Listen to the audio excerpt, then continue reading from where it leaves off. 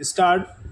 अध्यक्ष महोदय जी, भारत में कृषि एक व्यापारिक व्यवसाय न होकर जीवन यापन का एक माध्यम है।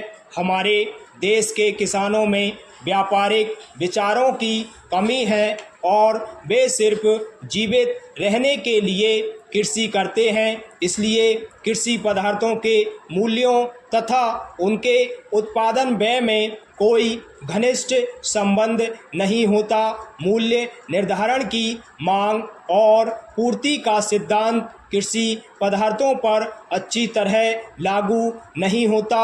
यह उत्तरदायित्व सरकार पर लागू नहीं होता। यह उत्तरदायित्व सरकार के ऊपर है कि वह मूल्य नीति का संचालन इस प्रकार करे कि कृषि तथा उद्योगों का वांछित विकास हो सके और कृषि पदार्थों की मूल्यों में स्थिरता बनी रहे। मूल्यों की स्थिरता का अर्थ केवल इतना है कि कृषि पदार्थों के मूल्यों में अत्यधिक उतार चढ़ाव न होने पाए। हमें ज्ञात है कि 1929 की विश्व मंदी के कारण हमारे किसानों की कैसी हालत हो गई थी। दूसरी ओर दूसरे महायुद्ध के दिनों में और उसके बाद मूल्यों में जो बढ़ोतरी हुई है उसका देश की अर्थव्यवस्था पर कितना बुरा प्रभाव पड़ा है। यद्यपि किसानों को वांछित लाभ ही हुआ, किंतु देश के नियमित विकास के लिए ये दोनों परिस्थितियां बाधा उत्पन्न करने वाली सिद्ध हुई है। भारत में कृषि मूल्यों की स्थिरता का प्रश्न पिछले कुछ सालों में मुख्य रूप से सरकार के सामने आया है। जून 1954 तथा उसके बाद के समय में मूल्यों में निरंतर कमी होती गई। पैरा सभापति महोदय, किसानों की आर्थिक दशा को सुधारने के लिए यह बहुत ही आवश्यक है कि कृषि उत्पादन को बढ़ाया जाए। उत्पादन अधिक बढ़ जाने से मूल्यों के गिर जाने का वह बना रहता है।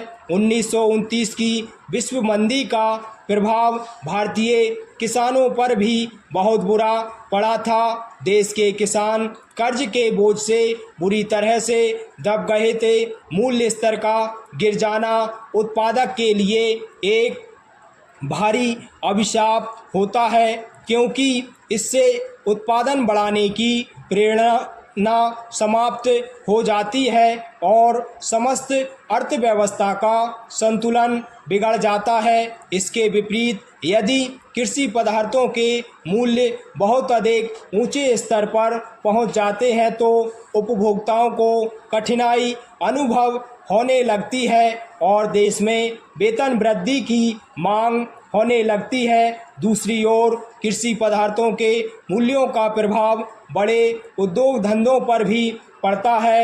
यदि कपास का भाव बढ़ जाए तो कपड़े के मूल्य पर भी इसका प्रभाव पड़ेगा। कहने का तात्पर्य यह है कि देश में सामान्य मूल्य स्तर पर कृषि के मूल्यों का गहरा प्रभाव होता है। समाज के विभिन्न वर्गों के हितों में सामंजस्य बनाए रखने के लिए यह आवश्यक है कि कृषि पदार्थों के मूल्यों में स्थिरता रहे। दूसरे शब्दों में कृषि पदार्थों के मूल्यों में कमी होना उत्पादकों के लिए तथा वृद्धि होना उपभोक्ताओं के हित के विरुद्ध है और सरकार को इस प्रकार की मूल्य नीति अपनाने की आवश्यकता पड़ती है जिससे प्रत्येक के हितों की रक्षा हो सके और देश का उत्पादन अधिकतम सीमा तक पहुंच सके। साथ ही साथ देश के प्रति व्यक्ति आय तक सामान्य रहन सहन का स्तर ऊंचा हो। इस उद्देश्य की पूर्ति के लिए कृषि पदार्थों के मूल्य में स्थिरता रखना परम आवश्यक है।